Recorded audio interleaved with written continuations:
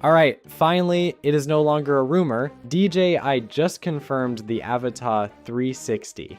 Official name, official specs, official launch date, March 26th. That is this month. And here is what makes this moment interesting for anyone who watched my last video. Almost everything DJI just confirmed, I already told you.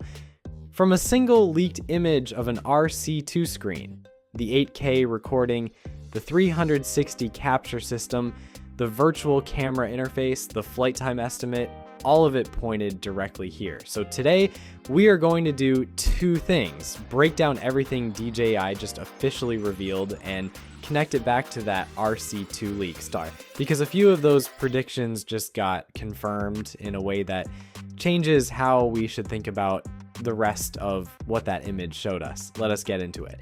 DJI dropped the clearest teaser yet, and for the first time they revealed three things officially: the name, the Avata 360, the core spec, 8K 360 degree video recording, and the launch date, March 26th.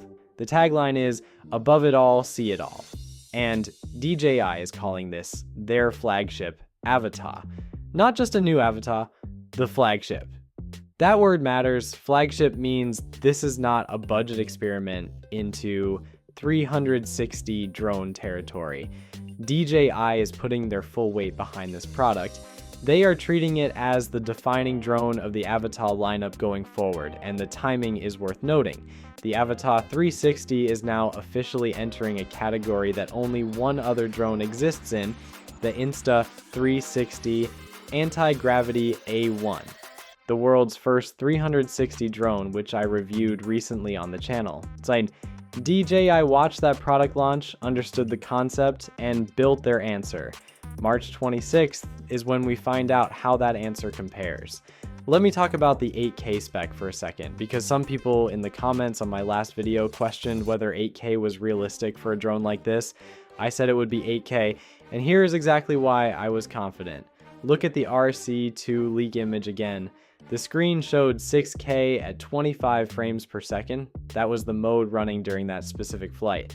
But 6K being active in one mode does not mean 6K is the ceiling. It means 6K is one of the available modes. And more importantly, the Insta360 Antigravity A1, the direct competitor to this drone, already shoots 8K. That is not a coincidence or a flex. For 360 footage, 8K is not a luxury. It is a requirement. Here is why. When you capture a full 360 sphere and then reframe it into a standard flat output, you are cropping significantly. You are taking a massive spherical image and pulling a normal wide angle view out of it.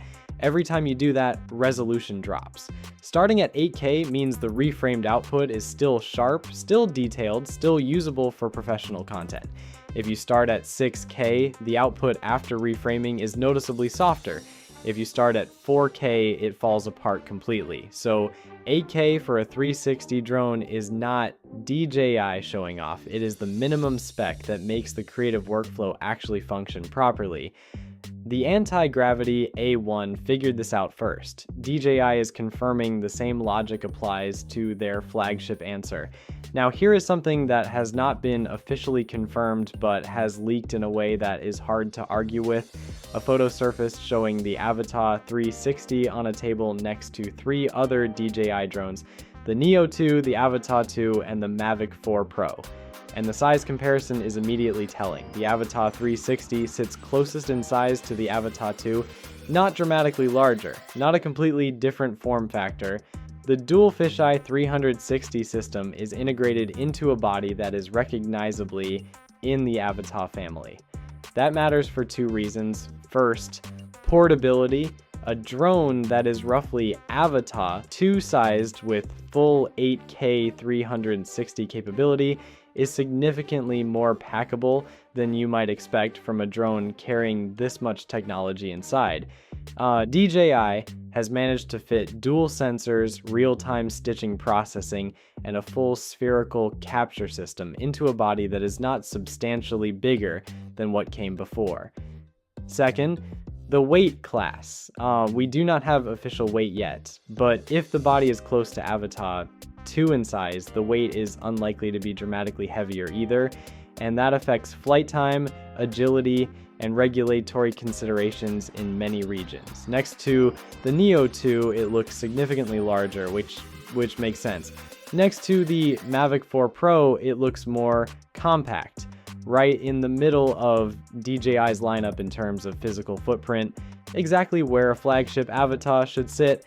Now, I want to come back to that RC2 screen, because the 8K confirmation changes how we should read everything else that image showed us. Here is the logic. The RC2 leak showed a real unit in real flight. The interface was clean and finished. The GPS lock was strong at 36 satellites. The drone was hovering stably at 28 meters. The software was confident enough that the pilot could pause and examine the display mid-flight. That is not an early prototype. That is a production-ready drone being tested, which means everything else that image showed us deserves the same level of confidence.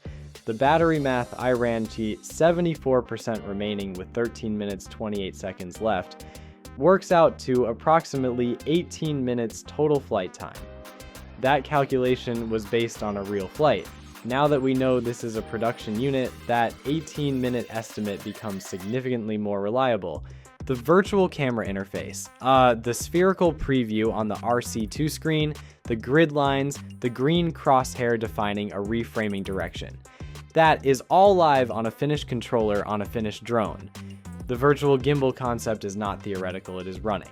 And the obstacle avoidance indicators I pointed out in the UI layout, that detail becomes more interesting now too. DJI calling this their flagship Avata while shipping it without obstacle avoidance would be a strange decision. The interface layout suggested sensing is built in. I believe it is. Everything the RC2 image showed us was real. The 8K confirmation just proved it. There are still gaps, like official price is not confirmed. Given the flagship positioning and the technology involved, expect this to sit above the Avata 2. How far above is the question. Controller and goggles situation is not fully confirmed. The RC2 screen leak suggests RC2 compatibility. Whether Goggles 3 work, whether new goggles are coming, whether this ships as a standalone drone or only in bundles, all still open. The replaceable lens kit, €50 for 2 lenses and swap tools, was leaked earlier but not officially confirmed yet. Given the 360 design and the crash-friendly flying style this drone encourages, that feature would make enormous practical sense.